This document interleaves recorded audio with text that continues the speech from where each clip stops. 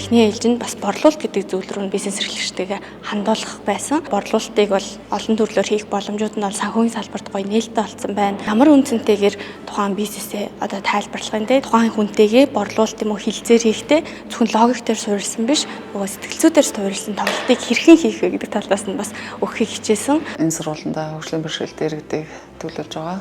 Бүтээгдэхүүн хөгжүүлэлтийн маркетинг гэл ингээл энэ талын одоо ямар ч мэдлэггүй байсан. Богино хугацаанд өндөр мэдлэгтэй багш нараар менторуудаар заалгаж авч байгаа нь маш том боломж, туршлага. Оюуны өмч тэгээд маркетингийн тал дээр илүү их менторудаас тусалцаад эмнэлэг авч байгаа учраас илүү мэдлэгтэй болж чадсан.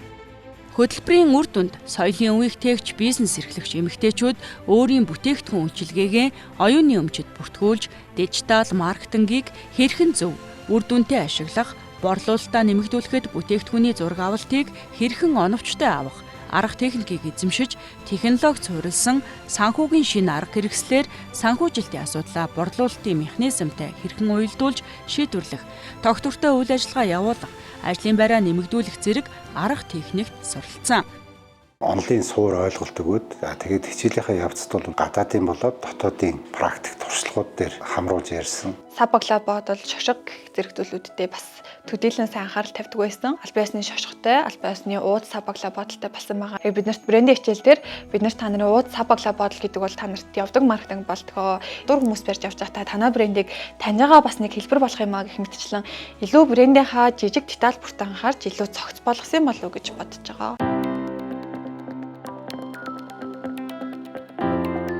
Сургалт орохоос өмнө бүтээгдэхүүнийхээ зургийг эмх замбраагүй зөвхөн байгаа гарын ширээн дээрээ байгаагаар л авчдаг байсан. Сургалт орсноос хойш л ерөнхийдөө бүтээгдэхүүнээ илүү голчилж авахыг хичээдэг болсон. Медальтай зураг авалтнаар нүдний хар цагааны тохируулах, гарын хөдөлгөөн гэж бүх зүйл ямар нарийн байдгийг юун дээр анхааруул бүтээгдэхүүн маань илүү гоё гардгийг маш сайн ойлгож авлаа. Гэрэл тэр цаатлын одоо фон энэ тэрийг бол маш их анхаар зүйлэх үед зураг авж байгаа.